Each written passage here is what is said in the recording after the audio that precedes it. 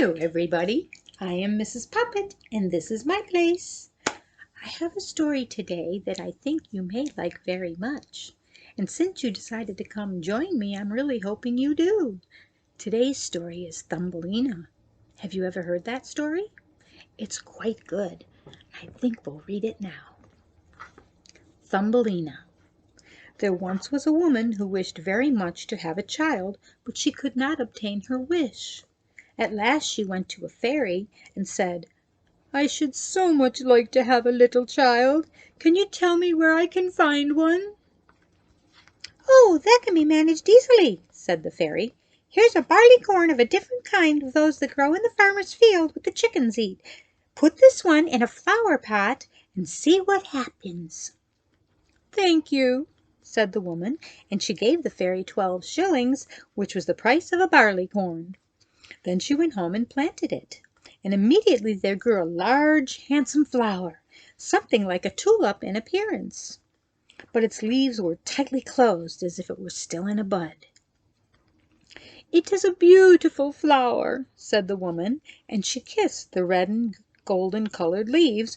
While she did so, the flower popped open, and she could see that it was a real tulip. Within the flower, upon the green velvet stamens, sat a very delicate and graceful little girl. She was scarcely half as tall as a thumb, and they gave her the name of Thumbelina, or Tiny, because she was so small. A walnut shell, elegantly polished, served for her cradle. Her bed was formed of blue-violet leaves with a rose leaf for a counterpane. It was very pretty. Here she slept at night, but during the day she amused herself on the table where the woman had placed a plate full of water. Around this plate were wreaths of flowers with their stems in the water, and upon it floated a large tulip leaf, which served Tiny as a little boat. Here the little maiden sat and rowed herself from side to side and back again with 2 oars made of white horsehair. It was a very pretty sight. Tiny could also sing so softly and sweetly that nothing like her singing had ever been heard before. One night, while she lay in her pretty bed, a large, ugly, wet toad crept through a broken pane of glass in the window and leaped right onto the table where Tiny lay sleeping under her rose-leaf quilt. "What a pretty little wife this would make for my son," said the toad. And she jumped up and she took the walnut shell in which Tiny lay asleep and jumped through the window down into the garden. In a swampy margin of a broad stream in the garden lived a toad with her son. He was uglier even than his mother, and when he saw the pretty little maiden in her elegant bed, all he could cry was "Croak, croak, croak." "Don't speak so loud or she will wake," said the toad, "and then she might run away, for she is as light as swan's down. We must place her on one of the water lilies deep out in the stream. It will be like an island to her. She is so light and small that she cannot escape. And while she is away, we will make haste and prepare the stateroom in the marsh in which you will live and be married." Far out in the stream grew a number of water lilies with the broad green leaves which seemed to float on top of the water. The largest of these leaves appeared farther off than the rest, and the old toad swam out to it with the walnut shell, in which little Tiny still lay asleep. The tiny little creature woke very early in the morning and began to cry bitterly when she found where she was, for she had no idea how she got there, and she could see nothing but water on either side of the leaf. There was no way to reach land. Meanwhile, the old toad was very busy under the marsh, decking out her new daughter-in-law's place. Then she swam out with her ugly son to the leaf on which she had placed poor little Tiny. She wanted to fetch her pretty bed so that she could put it in the bridal chamber to be ready for her son. The old toad bowed low to her in the water and said, "Here is my son. He will be your husband. You will live happily in the marsh by the stream." "Croak, croak, croak," was all her son could say for himself, so the toad took up the elegant little bed and swam away with it, leaving Tiny all alone on the green leaf where she sat and wept. She could not bear to think of living with the old toad and having her ugly son for a husband. She kept crying and crying. The little fishes who swam around in the water beneath had seen the toad and heard what she had said. So they lifted their heads above the water to look at the little maiden. As soon as they caught sight of her, they saw she was very pretty, and it made them sorry to think that she must go live with the ugly toads. "No, it must never be!" So they assembled together in the water around the green stalk which held the leaf on which little maiden stood, and gnawed it away from the root with their teeth. Then the leaf floated down the stream, carrying Tiny far away out of reach of land. Tiny sailed past many towns, and the little birds in the bush saw her and sang, "What a lovely creature!" So the leaf swam away with her farther and farther until it brought her to another land. Graceful little white butterfly constantly fluttered around her, and at last alighted on the leaf. Tiny pleased him, and she was glad of it, for now the toad could not possibly reach her, and the country through which she had sailed was beautiful, and the sun shone upon the water until it glittered like liquid gold. She took off her girdle and tied one end to it around the butterfly, and the other end she fastened to the leaf, which now glided on much faster than ever, taking Tiny with it as the little butterfly flew. Presently a large cockafear flew by. The moment she caught sight of her, he seized her around her delicate waist with his claws and flew with her into a tree. The leaf floated away on the brook, and the butterfly flew with it, for it was fastened to it, and it could not get away. Oh, how frightened Tiny felt when the cockafear flew with her to the tree! Especially sorry she was when she had fastened the leaf to the butterfly, for he could not free himself, and he would die of hunger. But the cockafear didn't seem to trouble himself about the matter. He seated himself by her side on a large leaf, gave her some honey from flowers to eat, and told her she was very pretty, though not in the least like a cockafear. After a time, all the cockafears turned up their feelers and said, "She only has 2 legs. How ugly that looks!" "She has no feelers," said another. "Her waist is slim. Pooh, pooh, she is like a little human being." "Oh, she is ugly," said all the lady cockafears, although Tiny was very pretty. Then the cockafear who had run away with her believed all the others when they said she was ugly, and would have nothing more to say to her, and told her she might go where she'd like. Then he flew down with her from the tree and placed her on a daisy, and she wept at the thought that she was so ugly even the cockafears would have nothing to do with her. And all the while she was really lovelier than anyone could imagine, and as tender and delicate as a beautiful rose leaf.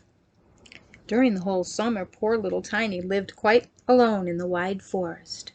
She wove herself a bed with blades of grass and hung it up under a broad leaf so that to protect herself from the rain. She sucked honey from the flowers for food and drank dew from their leaves every morning. So passed away the summer and autumn, and then came winter. The long, cold, harsh winter. All the birds who had sung to her so sweetly were flown away, and the trees and the flowers had withered. A large clover leaf, under the shelter of which she had lived, was now rolled together and shriveled up. Nothing remained but a yellow withered stalk. She felt dreadfully cold, for her clothes were torn, and she herself was so frail and delicate that poor Tiny was nearly frozen to death. It began to snow, too, and the snowflakes, as they fell upon her, were like a whole shovelful falling upon one of us, for we are tall, but she was only an inch high. Then she wrapped herself up in a dry leaf, but it cracked in the middle, and she could not keep herself warm, and she shivered with cold again. Near the wood in which she had been living lay a cornfield, but the corn had all been cut a long time ago, and nothing remained but bare dry stubble standing up out of the frozen ground. It was to her like struggling through a large woods. Oh, how she shivered with the cold! She at last came to the door of a field mouse, who had a little den under the corn stubble. There dwelt a field mouse in warmth and comfort, with a whole room full of corn, a kitchen, and a beautiful dining room. Poor little Tiny stood before the door just like a little beggar girl, and begged for a small piece of barley corn, for she had been without a morsel to eat for 2 whole days. "You poor little creature," who was really a good old field mouse, "come into my warm room and dine with me." She was very pleased with Tiny, so she said, "You are quite welcome to stay with me all winter, if you like. But you must keep my rooms clean and neat, and tell me stories, for I should like to hear them very much." And Tiny did as the field mouse asked, for she was very comfortable. "We shall have a visitor soon," said the field mouse one day. "My neighbor pays me a visit once a week. He is better off than I am. He has large rooms, and he wears a beautiful black velvet coat. If you could only have him for a husband, you would be well provided for indeed. But he is blind, so you must tell him your prettiest stories." But Tiny did not feel at all interested about this neighbor, for he was a mole. However, he came and paid his visit dressed in his black velvet coat. "He is very rich and learned. His house is 20 times bigger than mine," said the field mouse. He was rich and learned, no doubt, but he always spoke slightly of the sun and the pretty flowers because he had never seen them. Tiny was obliged to sing to him, "Lady bird, fly away home," and many other pretty songs, and the mole fell in love with her because she had such a sweet voice, but he said nothing yet, for he was very cautious. A short time before, the mole had dug a long passage under the earth, which led to the dwelling of the field mouse to his own, and here she had permission to walk with Tiny whenever she liked. But he warned them not to be alarmed at the sight of the dead bird which lay in the passage. It was a perfect bird, with a beak and feathers, and could not have been dead long, and it was lying just where the mole made his passage. The mole took a piece of phosphorus wood in his mouth, and it glittered like fire in the dark. Then he went before them to light them through the long dark passage. When they finally came to the spot where the dead bird lay, the mole pushed his broad nose through the ceiling, the earth gave way, so there was a large hole, and the daylight shone into the passage. In the middle of the floor lay a dead swallow, his beautiful wings pulled close to his side, his feet and his head drawn up under his feathers. The poor bird had evidently died of the cold. It made Tiny very sad to see it, for she did love the birds. All summer they had sung and twittered to her so beautifully. But the mole pushed it aside with his crooked legs and said, "He will sing no more now. How miserable it must be to be born a little bird! I'm thankful that none of my children will ever be birds, for they cannot do nothing but cry, 'Tweet, tweet,' and die of hunger in the winter." "Yes, you may say that well. A clever man," said the field mouse. "What is the use of his twittering, for when winter he must either starve or be frozen to death? Still, birds are very high on the breed." Tiny said nothing, but when the two had turned their backs on the bird, she stooped down and stroked the soft feathers which covered his head, and kissed the closed eyelids. "Perhaps this is the one who sang to me so sweetly in the summer," she said, "and how much pleasure it gave me. You pretty dear bird." The mole now stopped up the hole through which the daylight shone, and then accompanied the lady home. But during the night Tiny could not sleep, for she had gotten out of bed and wove a large beautiful carpet of hay, that she then carried to the dead bird, and spread it over him with some down from the flowers she had found in the field mouse's house. It was soft as wool, and she spread some of it on each side of the bird, so that he might lie warmly in the cold earth. "Farewell, you pretty bird," she said. "Farewell, and thank you for your delightful singing during the summer, when all the trees were green and the warm sun shone upon us." Then she laid her head on the bird's breast, but she was alarmed immediately, because she seemed to hear something inside the bird that went thump, thump, and it was the bird's heart, as if he was not really dead, only benumbed with the cold, and the warmth had restored him to life.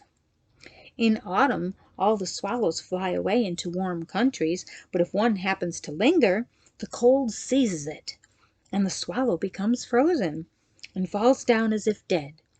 It remains where it fell, and the cold snow covers it. Tiny trembled very much and was quite frightened, for the bird was large, a great deal larger than herself, and she was only an inch high.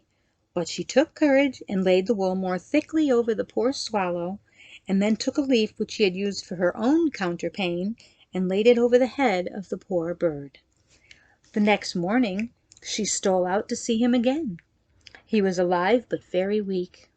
He could only open his eyes for a moment to look at Tiny, who stood beside holding a piece of decayed wood in her hand, for she had no other lantern. "Thank you, pretty maiden," said the sick swallow. "I have been so nicely warmed that I shall soon regain my strength, and be able to fly about again in the warm sunshine." "Oh, it is so cold outdoors right now," she said. "It snows and it freezes. Stay in your warm bed. I will take care of you." Then she brought the swallow some water and a flower leaf, and after he had drank, he told her he had wounded one of his wings in a thorn bush, and could not fly as fast as the other birds, who were now far away on their journey to warm countries. Then at last he had fallen to earth, and he could remember no more, not how he came to where she had found him. The whole winter the swallow remained underground, and Tiny nursed him with care and love. Neither the mole nor the field mouse knew anything about it, for they did not like swallows. Very soon springtime came, and the sun warmed the earth. Then the swallow bade Tiny she should open the hole in the ceiling which the mole had made. The sun shone brightly on them so beautifully that the swallow asked her if she would go with him. She could sit on his back, and he said she would fly with her into the green woods. But Tiny knew she could not make the field mouse grieve if she left in that manner, so she said, "No, I cannot." "Farewell, then, farewell, you good pretty little maiden," said the swallow, and he flew out into the sunshine. Tiny looked after him. Tears rose in her eyes. She was very fond of the poor swallow. "Tweet, tweet," sang the bird as he flew out into the green woods, and Tiny felt very sad. She was not allowed to go out into the warm sunshine. The corn which had been sown in the field over the house of the field mice had grown up high into the air and formed wood to Tiny, who was only an inch in height. "You are going to be married, Tiny," said the tiny field mouse. "My neighbor has asked for you. What good fortune for a poor child like you! Now we will prepare your wedding clothes. They must be both woolen and linen. Nothing must be wanting when you are the mole's wife." Tiny had turned to the spindle, and the field mice hired 4 spiders, who were to weave day and night. Every evening the mole visited her, and she was continually speaking of a time when summer would be over. Then he would keep his wedding day with Tiny, but now the heat of the sun was so great that it burned the earth and made it quite hard like stone. As soon as the summer was over, the wedding should take place. But Tiny was not at all pleased, for she did not like the tiresome mole. Every morning when the sun rose and evening when it went down, she would creep out the door, and as the wind blew by the ears of corn so she could see the blue sky, she thought of how beautiful and bright it seemed out there, and wished so much to see her dear swallow again. But he never returned, for by this time he had flown far away into the lovely green forest. When autumn arrived, Tiny had her outfit quite ready, and the field mouse said to her, "In 4 weeks the wedding must take place." Then Tiny wept, and she said she could not marry the disagreeable mole. "Nonsense," said the field mouse. "Now don't be obstinate, or I shall bite you with my white teeth. He is a very handsome mole. The queen herself does not wear more beautiful velvets and furs. His kitchen and cellars are quite full. You ought to be very thankful for such good fortune." So the wedding day was fixed, on which the mole was to fetch Tiny away to live with him deep under the earth. And never again would she see the warm sun, because he did not like it. The poor child was very unhappy at the thought of saying farewell to the beautiful sun, and the field mouse had given her permission to stand in the door to look at it once more. "Farewell, bright sun," she cried, stretching out her arms towards it, and then she walked the short distance from the house, for the corn had been cut, and only the dry stubble remained in the fields. "Farewell, farewell," she repeated, twining her arms around the little red flower that grew just by her side. "Greet the little swallow for me, if you should see him." "Tweet, tweet," sounded over her head suddenly. She looked up, and there was the swallow himself flying close by. As soon as he spied Tiny, he was delighted. And then she told him how unwilling she felt to marry the ugly mole, and to live beneath the earth, and never to see the bright sun any more. And she told him, and she wept. "Cold winter is coming," said the swallow, "and I'm going to fly away to warmer countries. Will you go with me? You can sit on my back, fasten yourself with your sash. You can fly away from the ugly mole and his gloomy rooms, far away over the mountains into warmer countries, where the sun shines more brightly than here, where it's always summer and the flowers bloom in greater beauty. Fly now with me, little Tiny. You saved my life when I lay frozen in that dark passage." "Yes, I will go with you," said Tiny, and she seated herself on the bird's back, with her feet outstretched on his wings, and tied her girdle to one of his strongest feathers. Then the swallow rose up in the air, flew over the forest and over the sea, high above the highest mountains covered with eternal snow. Tiny would have been frozen in the cold air, but she crept under the bird's warm feathers, keeping her little head uncovered so that she might admire the beautiful lands over which they passed.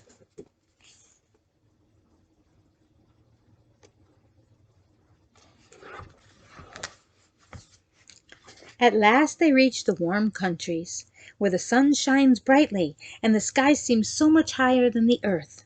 Here on hedges and by the wayside grew blue, green, and white grapes.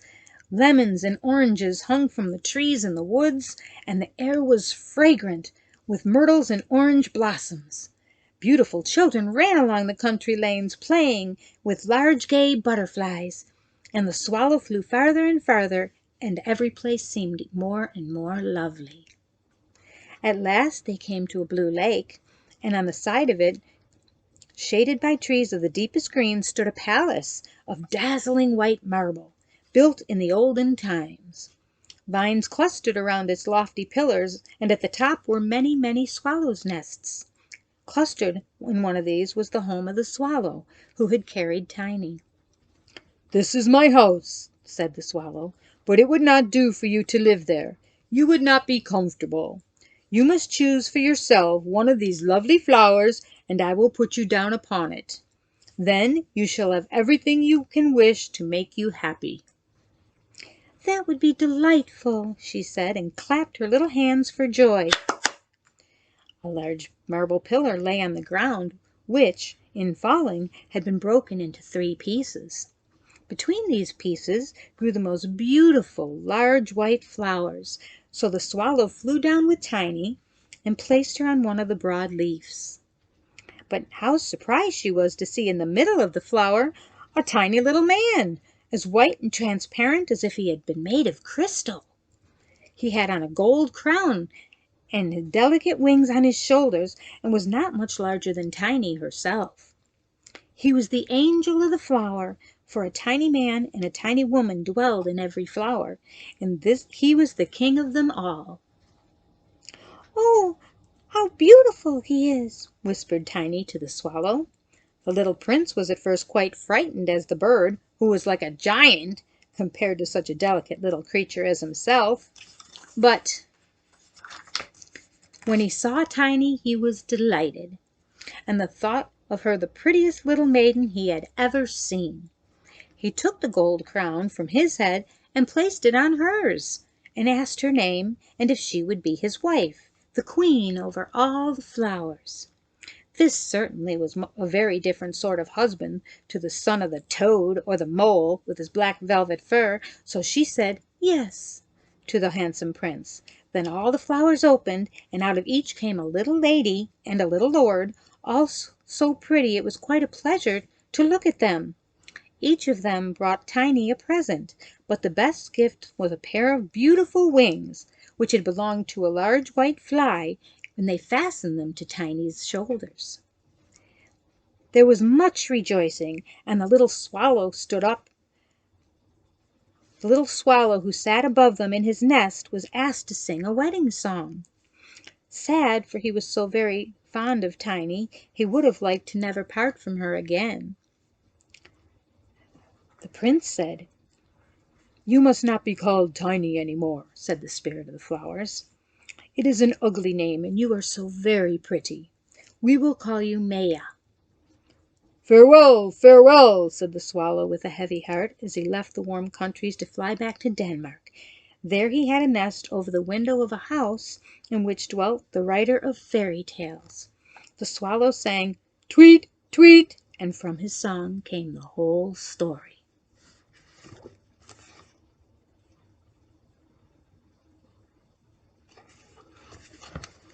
Wasn't that a wonderful story? It just shows us that if you never give up and you keep working on your dreams, that everything can happen and everything will come true. So you have to keep on and keep going and just always, always keep trying. Anyway, I was so happy to see you again today, and I will see you again tomorrow. Bye!